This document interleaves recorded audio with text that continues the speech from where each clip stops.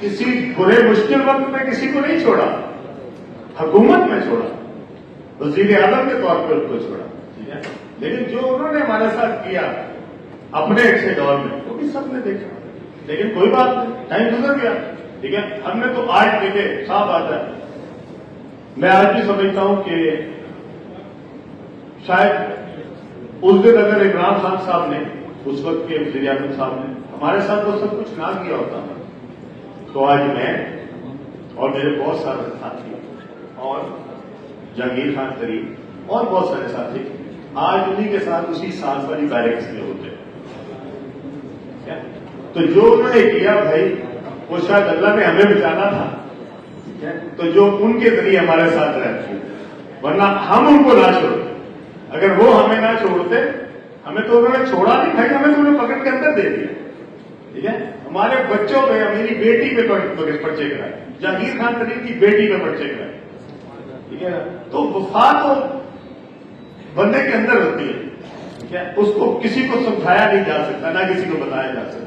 अल्लाह ताला हम सबको इस काबिल रखे कि हम अपनी वफाओं को निभाएं।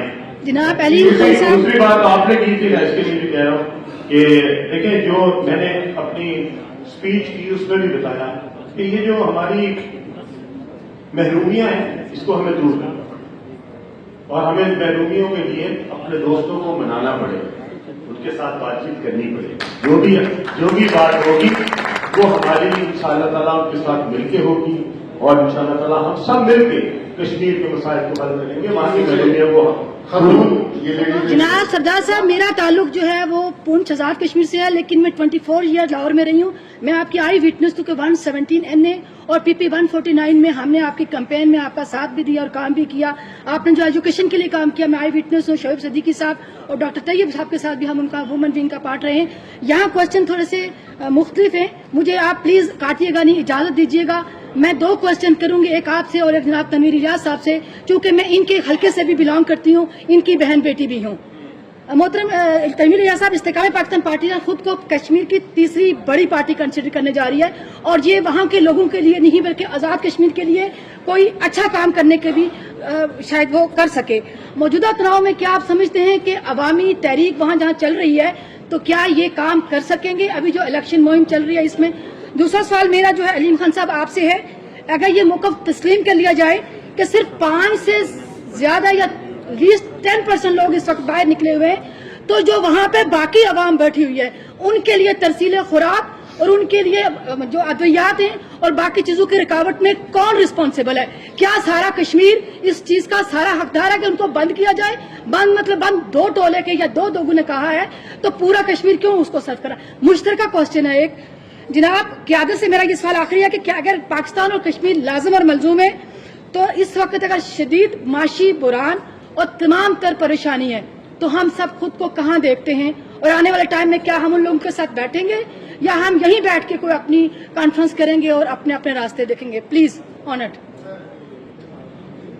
बहुत शुक्रिया, अच्छी बात है। आपने बताया कि आप मेरे हल्के से मुश्त हैं, तो बहुत सारी चीजों के बैकग्राउंड से आपको भी माशाल्लाह वाकई रखती होगी। देखिए जो इसमें मज़ाहिरीन है, ये जो कि मुख्तलिफ ख्याल लोग हैं, किसी एक ग्रुप के लोग नहीं। आपको याद ही उसमें 10 साल आप हमें देखते रहे, आप वो हमारे साथ ही थे, धरनों में भी आप हमारे साथ थे, ये बाकी जो दोस्त बैठे ये भी हमारे साथ थे। फिर उस पार्टी ने मेरे साथ क्या किया वो उस वक्त भी आप साथ थे।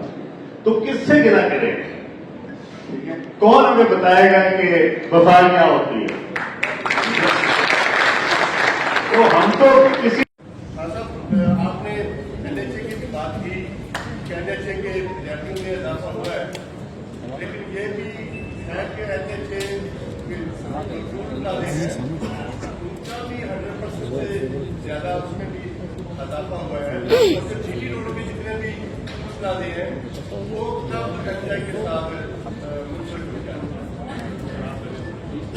साहब शुक्रिया। देखिए एक साल हमने भी वादा की गवर्नमेंट बनाई और आईपीपी का भी सफर जारी रहा। आपने देखा कि बड़ा आईपीपी ने जो अचीवमेंट्स की, स्पेशली जीबी में मैं समझता हूँ ये बड़ा एक मार्क है। और फिर जो खानसार ने गोल्ड स्टेप लिया आज़ाद कश्मीर में, अगर जब 15-20 दिन बाद इलेक्शन है, अगर ये پوش کے مظاہرے اٹھ جاتے ہیں، کیونکہ پوش کے جو 4 ایکڑ ہیں وہ اس میں بالکل لاکھ ہیں، لوگ تعزیت کے لیے نہیں جا سکتے، لوگ شادی میں نہیں جا سکتے۔ تو میں یہ سمجھتا ہوں کہ IPP کا سفر جاری تھا تو ہم واپس اپنے گھر میں آ گئے۔ سر یہ ایک سوال لکھیے گا، اچھا یہ آزاد کشمیر میں آزاد کشمیر کے اندر اس وقت جو صورتحال ہے 23 دن سے زائد ہو چکے ہیں، لاک ڈاؤن ہے، تمام پولیٹیکل پارٹیز جو ہیں وہ اپنے انتخابی منشور لگا رہی ہیں، ٹکٹ جاری ہو رہے ہیں، لیکن اس وقت تک کوئی بھی ان لوگوں کے پاس نہیں گیا، ان کو یہ نہیں پوچھا کہ آپ کیوں بیٹھے ہوئے ہیں، اتنے دن سے نیٹ ڈاؤن ہے، وہاں پہ انٹرنیٹ نہیں ہے، مقبوضہ کشمیر میں جو صورتحال تھی 5 اگست کے بعد کی وہ آپ نے آزاد کشمیر کے اندر بنا دی ہے، کوئی بھی وہاں پہ نہیں جا رہا۔ تو اس حوالے سے کیا استحکام پاکستان پارٹی کوئی استحکام لانے کی کوشش کرے گی؟ جی آپ کا بہت شکریہ۔ میں پہلے بھائی کے بات کا جواب دے دوں، NHA جو ہے وہ اس نے اپنا ریونیو بڑھایا ہے، تو میرے بھائی ہمارے پاس NHA میں ریونیو بڑھانے کے لیے جو سب سے مؤثر وہ ہے وہ ٹول ٹیکس ہے، اور ٹول جو ہے وہ 2018 سے لے کے 2024 تک 1 روپیہ بھی نہیں بڑھا تھا۔ تو جب آپ کے پاس اگر آپ 2018 کا دیکھیں تو بھی ہمارے پاس 66 بلین ہی تھا، اور 2024 میں بھی 66 بلین، تو اس کا مطلب ہے کہ 18 سے لے کے 24 تک جو ٹول نہیں بڑھا اس کا خمیازہ سارا عوام نے جو ہے وہ برداشت کیا۔ جو نئی سڑکیں نہیں بن سکتی، ہر شخص چاہتا ہے کہ اس کو ایک اچھی سڑک ملے، اس کے گھر تک، اس کے گاؤں تک، اس کے محلے تک، تو اس کے لیے ہمیں جو ریونیو ہے اس کو بڑھانا پڑے گا، اور ہم یہ بڑھا رہے ہیں۔ آپ نے جو GT روڈ کی بات کی تھی، GT روڈ کو بالکل منسلک ہونا چاہیے ایپ ٹیکس سے، اور انشاءاللہ تعالیٰ یہ ہماری پرائرٹی میں، اور آپ نے جو بات نشاندہی کی ہے وہ بالکل کی جائے۔ اچھا علیم خان صاحب، جی آپ کی میں بات جو لیتا ہوں، دونوں کو اکٹھا دے دیں۔ اچھا علیم خان صاحب، آپ اظہار رائے پہ یقین کرتے ہیں، امید ہے سوال پورا کرنے دیں گے۔ سوال یہ ہے کہ آپ نے اپنی گفتگو میں کہا کہ آزاد کشمیر سے منتخب ہونے والے جنہوں نے تباہی مچائی ان سے عوام سوال پوچھے جن لوگوں نے تباہی کی۔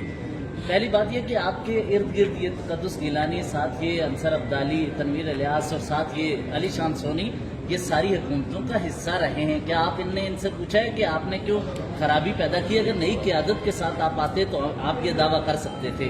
دوسرا یہ کہ آپ کے ساتھی، اسی کے ساتھ ایڈ ہے، یہی افراد پہلے عمران خان پھر دیگر رہنماؤں آصف علی زرداری کی تعریف کرتے رہے۔ کیا یقین ہے آپ کو کہ یہ مشکل وقت میں آپ کے ساتھ کھڑے نظر آئیں گے؟ کیونکہ 2022 کا تنویر الیاس صاحب نے جس طرح ذکر کیا کہ اس کے بعد تو وہ وہاں سے سیاسی وفاداریاں تبدیل کرنے کے لیے بھی ادھر راستہ ہموار کر دیا گیا ہے، کیا آپ کو ان پہ یقین ہے؟ دیکھیں جی، پہلی بات تو یہ ہے کہ یہ جو سیاسی ہمارے دوست آئے ہیں یہ کسی نہ کسی جماعت کا حصہ رہے ہیں، اور جماعت کی ایک پالیسی تھی، جماعت کی ایک لیڈرشپ تھی، جماعت کا ایک مینیفیسٹو تھا۔ وہ جماعت نے اگر اپنے مینیفیسٹو میں عمل نہیں کرایا تو میں نے تو آپ سے پہلے ہی یہ بات کہی ہے کہ واقعی ان کو اس کے اوپر پوچھنا چاہیے کہ مینیفیسٹو میں عمل کیوں نہیں کرو۔ لیکن اگر کل کو اس حکومت میں جس کا میں بھی حصہ ہوں، اگر اس کے بارے میں کوئی سوال کرے گا تو میں تو اپنے محکمے کا ضرور جواب دے سکوں گا، لیکن میں کسی ساتھ والے وزیر کا جواب نہیں دے سکوں گا۔ تو میں اپنے حصے تک تو میں ضرور میرے بھائی آپ کو جواب دے دوں، اگر آپ کو میرے محکمے کے بارے میں سوال ہوگا۔ اسی طرح اگر ان کی ذات کے بارے میں جس محکمے کے یہ انچارج تھے اس کا اگر سوال ہوگا تو یہ ضرور اس کے جواب دے گا۔ اگر وہ حکومت جو کسی ایک پولیٹیکل پارٹی کی تھی، اس پولیٹیکل پارٹی کی لیڈرشپ سے یہ سوال جو آپ نے فرمایا یہ بالکل ہونا چاہیے، اور میں آپ کے ساتھ ہوں اس بارے میں۔ دوسری بات یہ ہے کہ پولیٹیکل پارٹی تو میں نے بھی ایک جوائن کی تھی،